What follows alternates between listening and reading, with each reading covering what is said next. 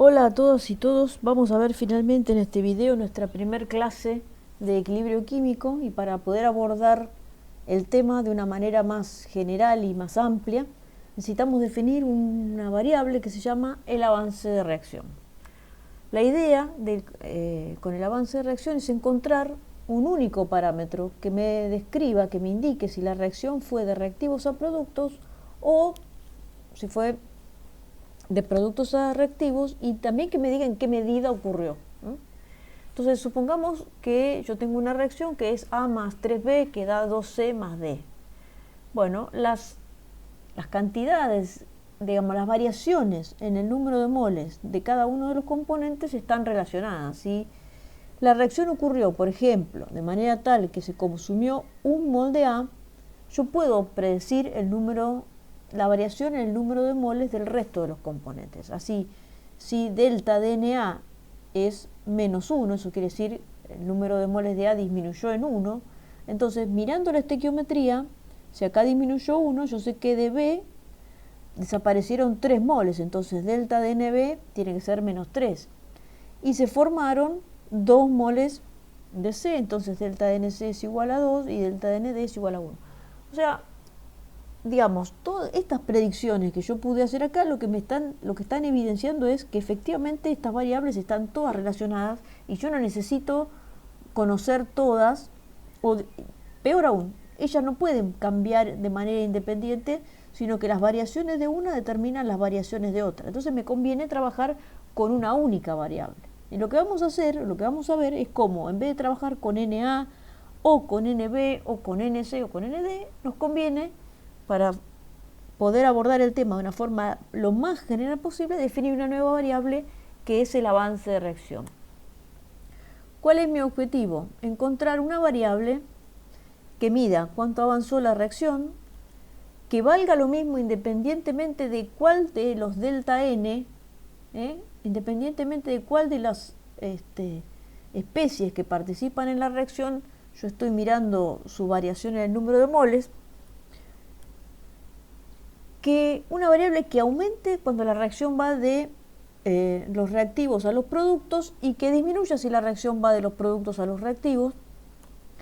Y la solución para eso es definir esa variable como un cociente entre el número de moles y el coeficiente estequiométrico de cada especie.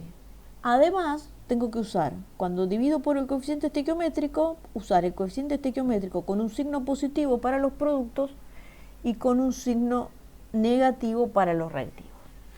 Entonces, lo que vamos a ver ahora es con un ejemplo cómo, si yo procedo de esta manera, aunque use distintos delta n para calcular esta variable, siempre voy a obtener el mismo valor. Eso es lo que vamos a ver en esta pantalla. Entonces tenemos acá cuánto cambiaron el número de moles de cada una de las especies. Estos números están dados por las relaciones estequiométricas. En donde yo fijo una de estas variables, se fijan todas las demás. Bueno, entonces voy a definir avance de reacción usando al componente A. Entonces digo, el avance de reacción utilizando el componente A, y el avance de reacción lo representamos con esta letra, Xi. Entonces digo, Xi de A es el cociente entre el número de moles de A y el coeficiente estequiométrico de A con signo negativo, porque A es reactivo. Entonces esto me queda menos 1, y como el coeficiente estequiométrico de A es 1, me queda menos 1 dividido menos 1, 1. ¿Qué pasa si calculo Xi del componente B? Bueno, es el número de moles de B dividido el coeficiente estequiométrico de B con el signo negativo. Me queda menos 3 dividido menos 3, también me queda 1. Bueno, y lo mismo pueden ver acá, o pueden comprobar ustedes mismos, lo que pasa si calculo el avance de la reacción para C o para D. Vale siempre lo mismo, entonces no tiene sentido tener una variable Xi de A, Xi de B, Xi de C o Xi de D. Es la misma variable para todos. Entonces, con esta prescripción, si yo defino el avance de la reacción como delta NI dividido en U sub I, esto es válido para todo y voy a obtener el mismo número, cualquiera sea el componente I que estoy usando para hacer el cálculo. Entonces, tengo una sola variable para todos. No tengo 4, como tengo acá A, B, C y D, sino que tengo una sola variable porque cualquiera sea ahí, yo voy a obtener siempre el mismo valor del avance. Bueno, entonces, ahora sí, habiendo visto la definición de avance de reacción, vamos a empezar a ver equilibrio químico. Lo que primero tenemos que considerar es cómo puede hacer un sistema reactivo que está mantenido a temperatura y presión constante para que el diferencial de G sea negativo. Porque lo que sabemos es que si el sistema puede sufrir alguna transformación que haga que el diferencial de G sea negativo, esa transformación va a ocurrir espontáneamente a T y P constante. Entonces partimos de la expresión más general para el diferencial de G. Habíamos usado una expresión similar cuando vimos equilibrio de fase. En ese caso, lo que teníamos eran acá términos de mu sub i por diferencial de Ni para las distintas fases. Ahora lo que voy a considerar es que está todo en una misma fase y que hay la posibilidad de haber reacción. O sea, en el caso anterior teníamos muchas fases y no veíamos la posibilidad de que hubiera reacción, y ahora voy al revés a considerar que está todo en una misma fase, pero que tengo varios componentes que pueden o que están involucrados en una reacción. Entonces, como estoy a T y P constante, estos primeros dos términos se van y me queda esta expresión para el diferencial de G. Es la sumatoria desde I igual a 1 hasta el número total de componentes de la mezcla de mu sub i, el potencial químico del componente I, por el diferencial de número de moles de I. Bueno, y acá estamos en la situación que habíamos visto recién, que estos Ni no son variables independientes, o sea, no pueden cambiar independientemente unos de otros, sino que las variaciones de uno me determinan de forma unívoca las variaciones del otro. Pues están relacionados por la estequiometría de la reacción. Entonces lo que voy a hacer es ahora escribir todo en función de una única variable independiente, que es el avance de reacción. En lugar de usar tantos Ni como especies participan de la reacción, voy a escribir todo en una única variable, que es el avance de la reacción. Entonces yo tengo que el avance de la reacción es el delta de Ni, o sea, el número de moles de I en un momento dado menos el número de moles de I inicial, dividido el coeficiente estequiométrico, recuerden, con signo positivo para los productos y negativo para los reactivos. Cuando yo hago diferencio acá, me queda diferencial de Xi es diferencial de Ni sobre nu sub i. Y el diferencial de Ni 0, como es una constante, se va. Bueno, entonces despejando, voy a obtener acá que el diferencial de Ni es igual a nu sub i por el diferencial del avance. Entonces ya todos estos nu sub i, que en principio hay tantos, nu sub i no, todos estos diferenciales de Ni, que en principio hay tantos diferenciales de Ni como compuestos tengo en el sistema reactivo, los cambio todos por el diferencial del avance. Lo voy a hacer ese reemplazo ahí. Entonces ahí estamos. Cada diferencial de Ni lo cambié por nu sub i por el diferencial del avance. Y ahora fíjense que todos los términos que me aparecen dentro de la sumatoria, todos tienen como factor al diferencial del avance, así que lo voy a sacar factor común.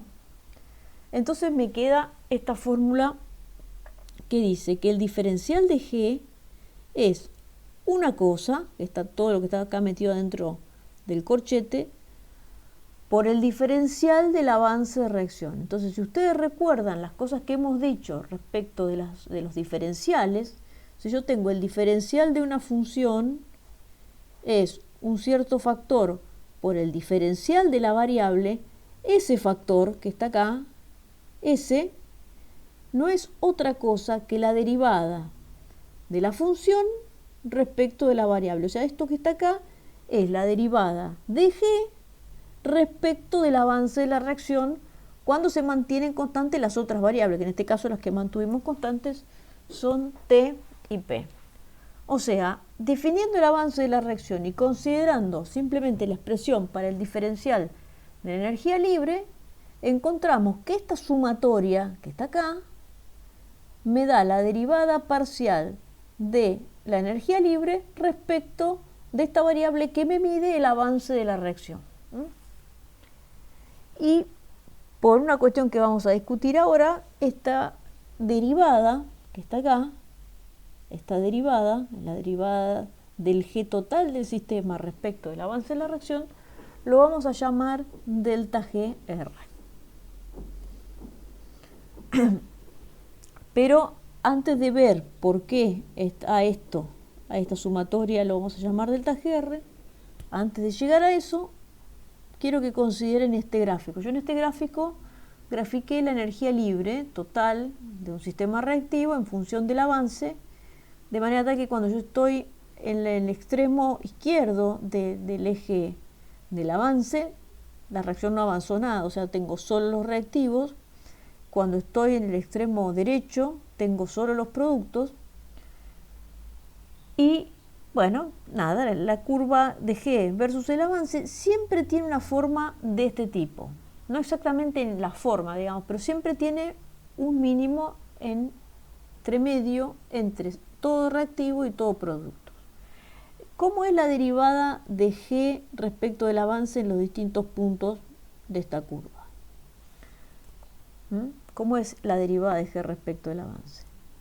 Bueno, si yo estoy en un punto como este que les marqué acá primero, fíjense que acá G disminuye al aumentar el avance de reacción, o sea, la derivada de G respecto del avance es negativa, la pendiente de esta recta es negativa.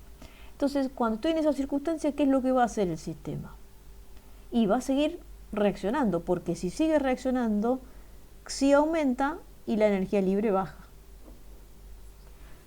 Por el contrario, si yo estoy en un punto como este que está acá, fíjense que acá si la reacción sigue ocurriendo, o sea, Xi sigue aumentando, la energía libre también aumenta. Entonces eso no es lo que va a hacer el sistema, sino que va a hacer lo contrario, porque el sistema siempre va a hacer lo que hace bajar su energía libre. Entonces, ¿qué es lo que hace bajar su energía libre? Y este gráfico me está diciendo que lo que hace bajar la energía libre es que el avance disminuya. Yo voy hacia puntos que tienen menor avance. ¿Y qué es que el avance disminuya? Que la reacción esté yendo de los productos a los reactivos. Y por último está el punto siempre muy interesante, que es aquel en el cual la derivada de la energía libre respecto del avance es igual a cero. Entonces, cuando estoy en un punto como este, el sistema ya no puede hacer más nada que baje aún más su energía libre para las condiciones dadas. Y entonces se queda ahí, y esto es la condición de equilibrio.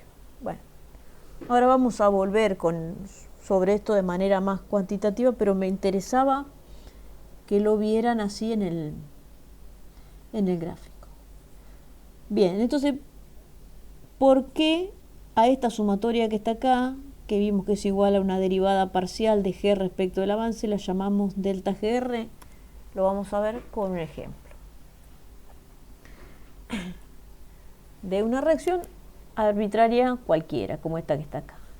Si yo ahora voy a expresar esta sumatoria para esta reacción, ¿qué es lo que voy a tener? Voy a tener nu con signo positivo, el mu de los productos, cada uno multiplicado por su coeficiente estequiométrico, menos, pues acá está el coeficiente estequiométrico, menos el mu de los reactivos, cada uno multiplicado con su coeficiente estequiométrico. Pero recuerden que estos coeficientes estequiométricos tienen un signo, son positivos para los productos y negativos para los reactivos. Por eso me sale el signo menos que está acá. O sea, cuando yo expando esta sumatoria, me encuentro con esto que está acá. Y ahora recordemos que era el potencial químico. El potencial químico, si yo tengo un sistema que es puro, es la energía libre por mol. Y si yo tengo una mezcla, que es lo que tengo realmente cuando tengo un sistema reactivo, entonces en ese caso el potencial químico era una energía libre molar efectiva. Entonces yo acá estoy multiplicando la energía libre molar efectiva de C por el número de moles de C en los productos. más la energía libre molar efectiva de D por el número de moles de D en los productos. Todo esto que está acá es un G de productos. Y esto que está acá, análogamente, es un G de reactivos. No es, entonces, yo me queda un G de productos menos un G de reactivos y eso lo llamamos delta GR. Fíjense que no es un delta G en el sentido de que es el G del sistema al final y el G del sistema inicial, sino que es la diferencia entre la energía libre de los productos en un momento dado. ¿Por qué digo en un momento dado? Porque en estos mu están las concentraciones que van cambiando con el tiempo a medida que va produciéndose la reacción. Entonces esto es el G de los productos en un momento dado con una composición dada del sistema, y esto es el G de los reactivos en un momento dado con una composición dada del sistema. Esto es G de productos menos G de reactivos y por eso lo llamamos delta GR. Bueno, entonces fíjense, tenemos tres maneras distintas de ver la misma cosa. Ahí estamos. Entonces, el diferencial de G es esta derivada que está acá por el diferencial del avance, y acá están las tres formas que yo les decía de ver la misma cosa. Es o la derivada parcial de G respecto del avance, o la sumatoria de mu sub i por nu sub i, o delta GR. Nosotros más que todo vamos a usar delta GR, pero tienen que tener presente que estas tres cosas son lo mismo, son exactamente lo mismo. Y es la propiedad importante porque el signo de esta, digamos, de este factor es el que me va a determinar luego el signo del diferencial de G. Entonces vamos a pasar a hacer ese análisis. Si la derivada de G respecto del avance es un número negativo, entonces para que el diferencial de G sea negativo, quiere decir que el diferencial del avance tiene que ser positivo.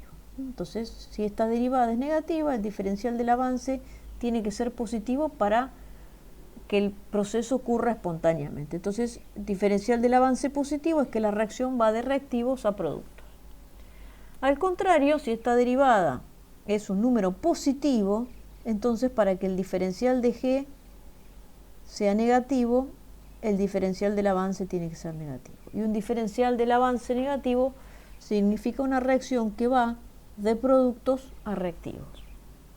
Y por último, tengo la situación en la cual la derivada de G respecto del avance es igual a 0, y en ese caso no hay ningún diferencial de xi, ni positivo ni negativo, que pueda hacer nada. El diferencial de G ya es 0, entonces el sistema ya está en equilibrio y ahí no hay más nada que hacer. Entonces ya tenemos ya tenemos cómo el signo de la derivada de G respecto del avance me determina si la reacción va a ir de reactivos a productos, o por el contrario va a ir de productos a reactivos, o voy a estar en el equilibrio. Ahora lo que tengo que ver es cómo puedo yo saber cuánto vale esto para las diferentes composiciones del sistema. Entonces lo que voy a tener que ver es la relación entre el equilibrio químico y la composición del sistema. Entonces partimos otra vez de mi expresión. Recuerden que esto es la derivada de G respecto del avance. Y utilizo esta ecuación, ¿por qué? Porque acá están los potenciales químicos, y nosotros sabemos que los potenciales químicos de un componente en una mezcla dependen de la composición. Entonces acá es donde voy a meter la dependencia con la composición del sistema. Expreso cada potencial químico como un estándar más RT, el logaritmo natural de la actividad. Yo acá puse estándar 0, pero eso no quiere decir que vamos a estar usando siempre los gases. Acá es mu estándar, y puede ser estándar 0 para los gases, estándar 1, si tengo una reacción en solución será estándar 1 para el solvente, estándar de concentración molar para los solutos, o estándar. Esto es simplemente un estándar más RT logaritmo natural de una actividad. Sabemos, por lo que vimos en las clases anteriores, que yo siempre puedo reemplazar el potencial químico por una expresión con esta forma. Bien, entonces ahora lo que hago es distribuyo el coeficiente estequiométrico, me queda de esta forma, y fíjense acá me queda la sumatoria de nu sub i por mu sub i 0, o mu sub i estándar. Si yo a la sumatoria de nu sub i por a la sumatoria de mu sub i por nu sub i lo llamé delta GR, a la sumatoria de nu sub i por mu sub i 0 lo voy a llamar delta GR0. Ahí está. Y acá, ¿qué otra cosa hice para pasar de acá a acá? Dentro de... tengo una sumatoria de nu sub i por logaritmo de a sub i. Esto es igual a la sumatoria del logaritmo de a sub i a la nu sub i, usando propiedades de los logaritmos. Bueno, entonces... a ver, esta es la ecuación que tenemos hasta ahora. Y lo que yo quiero hacer ahora es mostrarles qué forma tiene esta sumatoria que está acá del logaritmo natural de a sub i por nu sub i. Vamos a ver, como voy a considerar una reacción absolutamente genérica, a partir de ello ustedes van a poder ver cómo queda siempre expresado este término que está acá. Para esta reacción, la sumatoria que tengo acá es el logaritmo de la actividad de A a la menos A, más el logaritmo de la actividad de B a la menos B, más el logaritmo de la actividad de C a la C, más el logaritmo de la actividad de D a la D. Como tengo una suma de los logaritmos, es igual al logaritmo de los productos. Entonces me queda el logaritmo de la actividad de A a la menos A por actividad de B a la menos B por actividad de C a la C por actividad de D a la D. Y simplemente aquellos que tienen exponentes negativos los paso al denominador con exponente positivo. Entonces me queda así. El delta G de reacción es el delta G de reacción estándar más RT logaritmo natural de este cociente que está acá. ¿Qué es este cociente? Es un cociente de actividades donde tengo la actividad de los productos elevada a su coeficiente estequiométrico dividida la actividad de los reactivos elevada a su coeficiente estequiométrico. Y acá, ya que está, lo vamos a corregir porque esto es positivo acá. Así me queda bien para las próximas generaciones.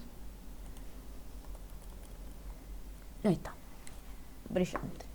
Entonces, este cociente que está acá se representa con la letra Q y se llama cociente arbitrario de reacción. ¿Por qué se llama arbitrario? Porque puede tomar cualquier valor, cualquiera, absolutamente cualquiera, entre 0 e infinito. Cuando no hay reactivos, o sea, si no hay reactivos, las actividades de los reactivos son 0, y entonces acá están dividiendo por 0, les queda infinito. Alternativamente, cuando no hay productos, entonces si no hay productos, las actividades de los productos son 0 y les queda que Q es 0. Entonces Q es un número que puede ser absolutamente cualquier cosa con tal de que sea positivo. Por eso se llama cociente arbitrario, porque es un número arbitrario. Depende de cómo ustedes hayan preparado el sistema. En un momento dado, Q puede valer 0, puede valer infinito o puede valer cualquier cosa entre 0 e infinito. Entonces así estamos. Esta me quedó la expresión para el delta GR, este parámetro que es tan importante porque el signo de esto que está acá me va a decir si la reacción va a avanzar de reactivos a productos, de productos a reactivos o si estoy en el equilibrio. Ese es el signo de delta GR, es el que determina todo. Y me quedo que esto es igual a un delta GR estándar que depende, por lo que vimos en la clase anterior, cuando vimos expresiones para mu, depende de las condiciones, fundamentalmente depende de la temperatura, eso siempre depende de la temperatura. Para reacciones en solución depende de quién es el solvente, si uso el estándar de los bioquímicos depende del pH, pero esto es algo que depende de las condiciones pero no depende de la composición del sistema.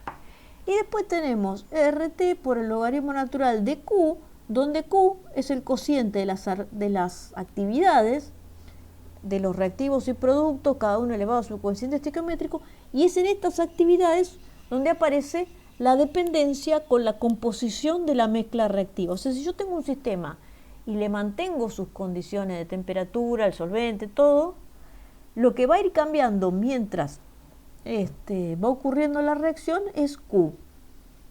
Va cambiando Q. ¿Por qué va cambiando Q? Porque va cambiando la composición del sistema. Bien, esto es en general. Entonces, en el caso, por ejemplo, si Q es infinito, entonces el delta GR es un número positivo, la reacción va a ir al revés, va a ir de productos a reactivos. Si Q es 0, entonces el logaritmo de 0 es menos infinito, me queda un delta GR negativo, la reacción va de reactivos a productos. Pero lo que me interesa ahora es ver que necesariamente hay algún valor de Q, hay uno, tal que justamente compensa el delta GR0. O sea, hay un valor de Q que hace que delta GR sea igual a 0. Entonces a ese valor de Q, por el momento lo voy a llamar QEC, porque es el valor de Q en el equilibrio. Habíamos visto que delta GR igual a 0 es el equilibrio. Y entonces voy a despejar ahora, voy a despejar una expresión para el Q de equilibrio y me queda la siguiente ecuación. Fíjense, yo tengo Q de equilibrio, que Q es un cociente de actividades, o sea, es un cociente de funciones de la composición de la mezcla. Y este cociente de funciones, que todas ellas dependen de la composición de la mezcla, es igual al exponencial de delta GR estándar sobre RT. Y este delta GR estándar no tiene ninguna dependencia con la composición de la mezcla. Quiere decir que a pesar de que Q de equilibrio es un cociente de funciones de la composición, a pesar de eso es independiente de la composición. Y es por eso que se llama constante de equilibrio, constante termodinámica de equilibrio, y se representa con la letra K sub A. Es el valor, K es el valor del cociente arbitrario de reacción cuando el sistema alcanzó el equilibrio. Y ese valor no depende de la composición. O sea, las concentraciones sí van a depender, pero el cociente de las actividades cuando alcancé el equilibrio depende solo de las condiciones, y por eso es lo que se llama, o por eso se lo llama, constante de equilibrio, ¿no? Constante termodinámica de equilibrio también. Acá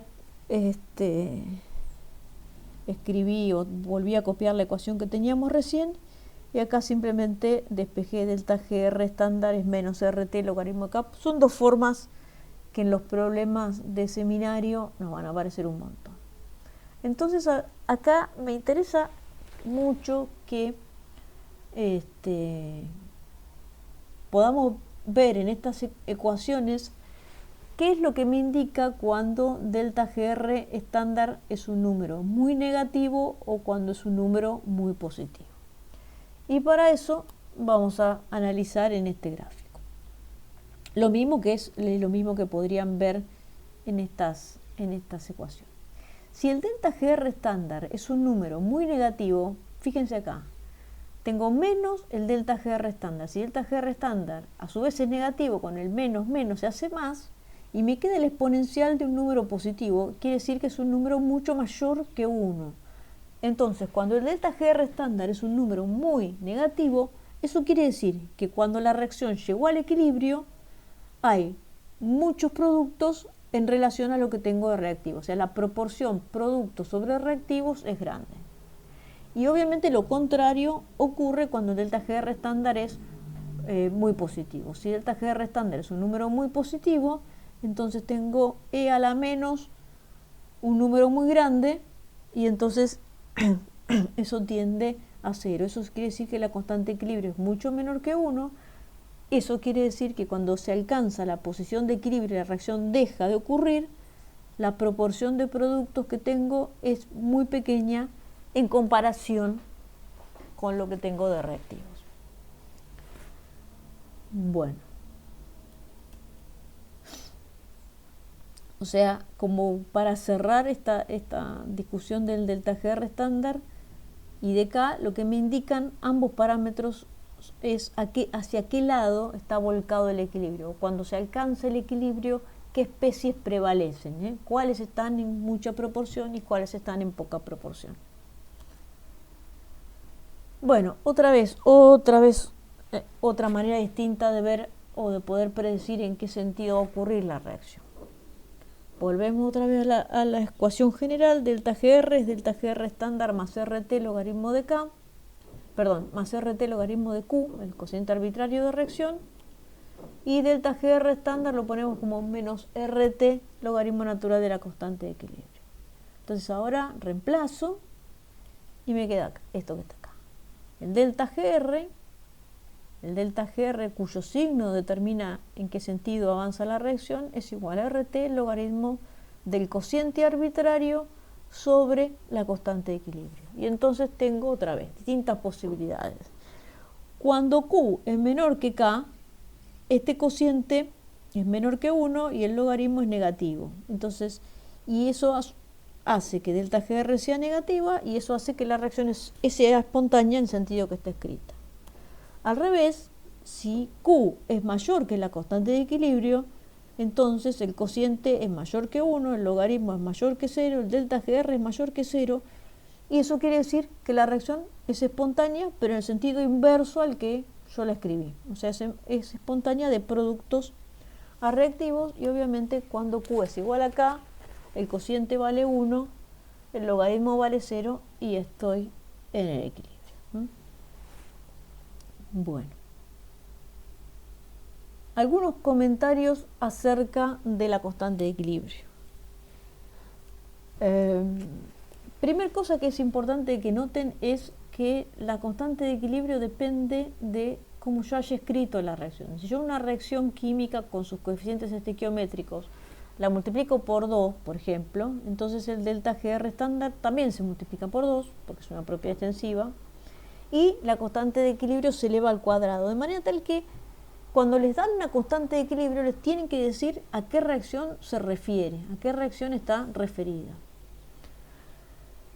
Además, la constante de equilibrio depende de la escala usada para medir las actividades. No es lo mismo si yo uso, por ejemplo, el caso típico es en el caso de los gases. No es lo mismo si yo para los gases uso presiones que si uso concentraciones molares.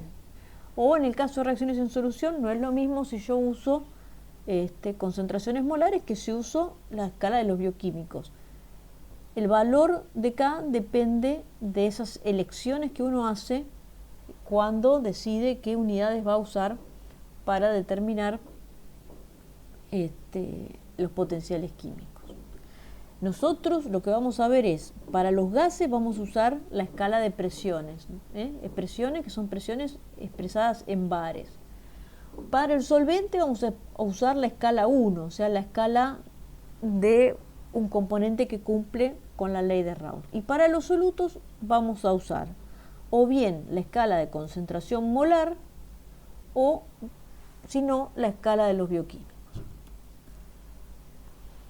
Y la otra cosa que es importante tener en cuenta es que la constante de equilibrio, a pesar de que se llama constante de equilibrio, no es que es una constante como, no sé, la constante de los gases.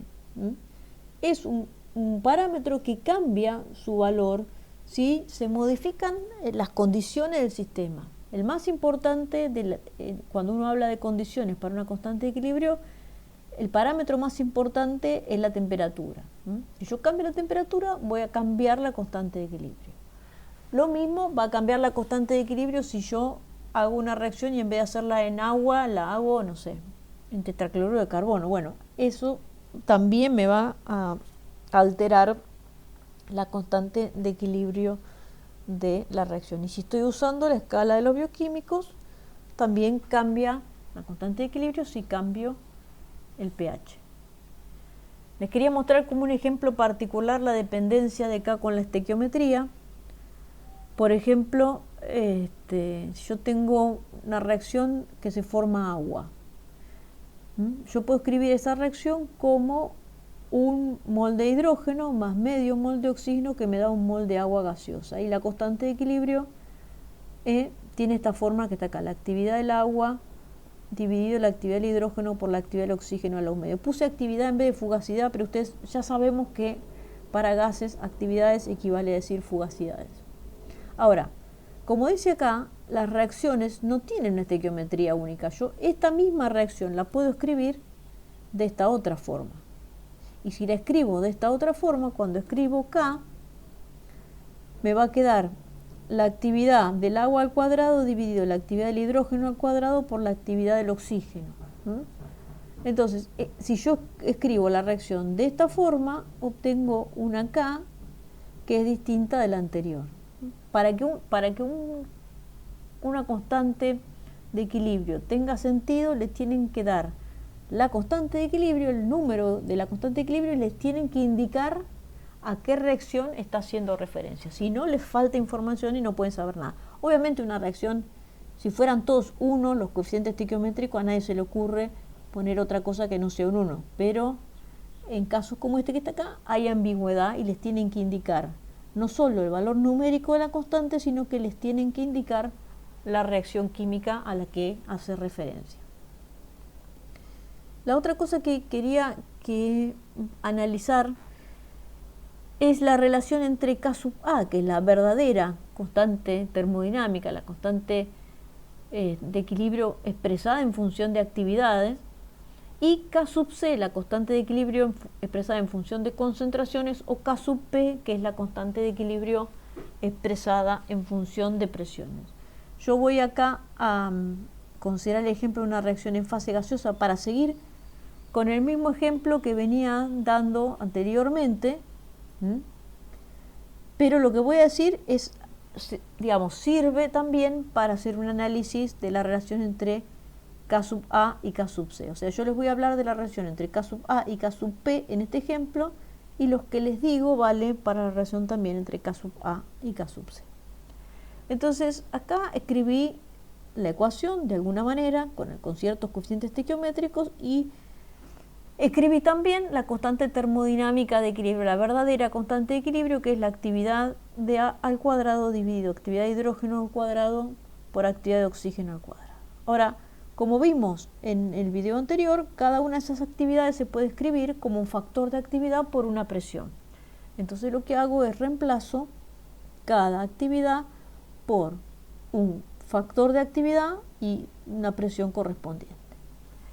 Cuando reagrupo, me queda esto que está acá. Me queda la constante de equilibrio, es un primer factor que no es otra cosa que lo que se llama K sub P, que tiene la misma forma que la constante termodinámica de equilibrio, y la única diferencia es que en lugar de las actividades me salen las presiones. Entonces me queda que K sub A es K sub P por este factor que está acá. Ahí está. Este factor, recuerden lo que discutimos en el video de actividades, que esto depende, estos factores de actividad dependen de la composición del sistema. Entonces, ¿qué es lo que tengo acá? Tengo, por un lado, K sub A, que es una constante absoluta para condiciones definidas de la reacción. Esto es una constante, una cosa que no cambia con la composición.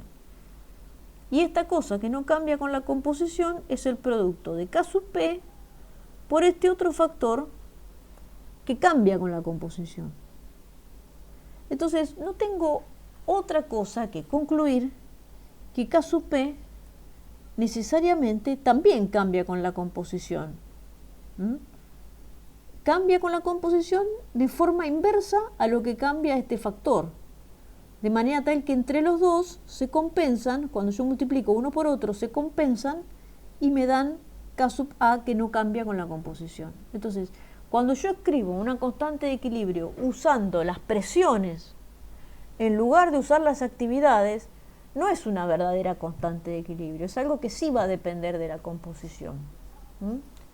Ahora, ¿qué, digamos, en general va a depender de la composición? Ahora, ¿qué es lo que pasa? A medida que las presiones tienden a cero, o sea, a medida que el gas se comporta cada vez más y más como ideal, a medida que las presiones tienden a cero, los factores de actividad tienden a 1, y entonces en el límite en que las presiones tienden a 0, los factores de actividad tienden a 1, y la constante K sub P se aproxima o se vuelve cada vez más y más igual a la verdadera constante de equilibrio, que es la constante termodinámica de equilibrio. Cuando trabajan con reacciones en solución pasa lo mismo. La constante de equilibrio K sub C, escrita en función de las concentraciones molares, no es verdaderamente una constante, pero se parece cada vez más a la verdadera constante a medida que la solución se vuelve más y más diluida, porque los factores de actividad tienden a 1. Bueno, y por último lo que vamos a ver para terminar esta clase es cómo cambia la constante de equilibrio con la temperatura. Vamos a partir de la ecuación que vimos recién, despejamos el logaritmo natural de la constante de equilibrio. Y esto es igual a menos el delta GR estándar de reacción sobre RT. Y lo que voy a hacer ahora es derivar ambos miembros respecto de la temperatura y manteniendo P constante. Entonces de este lado me queda la derivada del logaritmo natural de la constante de equilibrio respecto a la temperatura. Y de este lado, ¿qué tengo? Tengo acá dos cosas que dependen de la temperatura. Delta GR estándar, que depende de la temperatura, y tengo en el denominador también a la propia temperatura, que también depende de la temperatura. Entonces, lo que voy a hacer es hacer la derivada, lo que se llama la derivada de un producto. Dejo una cosa sin derivar. Por ejemplo, en este caso dejo menos 1 sobre RT sin derivar y derivo la otra cosa. Es la derivada de delta GR estándar respecto de T. Muy bien. Ahora tengo que dejar, en el otro término, tengo que dejar sin derivar lo que ya derivé acá, que es delta GR estándar. Entonces, delta GR estándar queda sin derivar. Bueno, R es una constante, sale afuera. Y me queda la derivada respecto de la temperatura de 1 sobre T. Acá está. La derivada parcial de 1 sobre T respecto de T. Muy bien. Entonces, la derivada de delta GR estándar respecto de T es menos delta S R estándar. Y como tenía un menos acá, me queda delta S R estándar dividido RT. Y acá me queda, tenía delta GR estándar sobre R, la derivada respecto de la temperatura de 1 sobre T es menos 1 sobre T cuadrado. Entonces, como tengo menos 1 sobre T cuadrado con este menos que está acá, me queda 1 sobre T cuadrado. Me queda delta GR estándar dividido RT cuadrado. Tienen dos cosas negativas, me quedan dos cosas positivas. Muy bien, ya casi estoy. Lo que hago para pasar de acá a acá es sacar denominador común RT cuadrado. Entonces me queda T por delta SR estándar más delta GR estándar dividido RT cuadrado. Y simplemente no hay que hacer muchas deducciones para ver que esto que está acá es el delta H estándar de la reacción. Entonces me queda la fórmula que estaba buscando, que es que la derivada del logaritmo natural de la constante de equilibrio respecto de la temperatura es igual al delta H de reacción dividido RT cuadrado.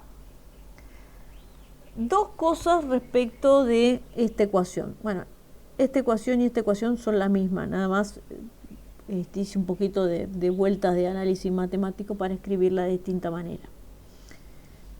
Pero fíjense que esta ecuación es muy parecida a una ecuación que nosotros ya vimos, que es la ecuación de Clausius y Clapeyron, que dice, nosotros habíamos visto la derivada del logaritmo natural de la presión de vapor respecto a la temperatura, y acá me quedaba el delta H estándar de vaporización.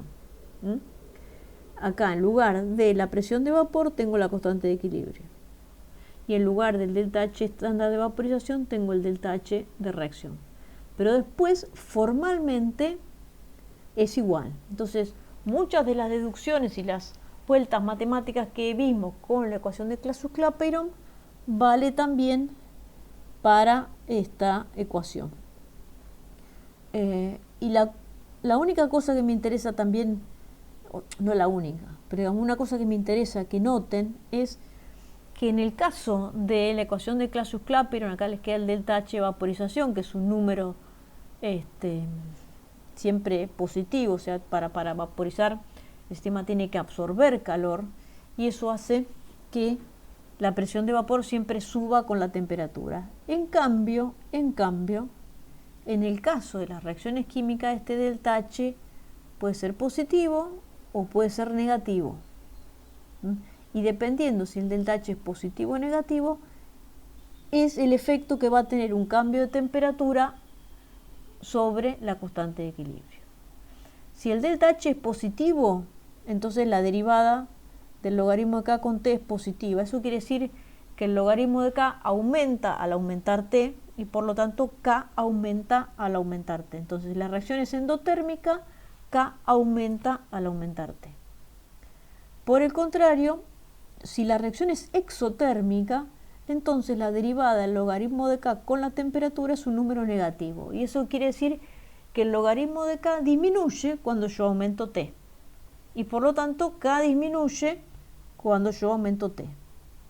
Así que, ojo, porque en el caso de las reacciones químicas, K puede aumentar o disminuir con la temperatura dependiendo de si la reacción es exotérmica o endotérmica.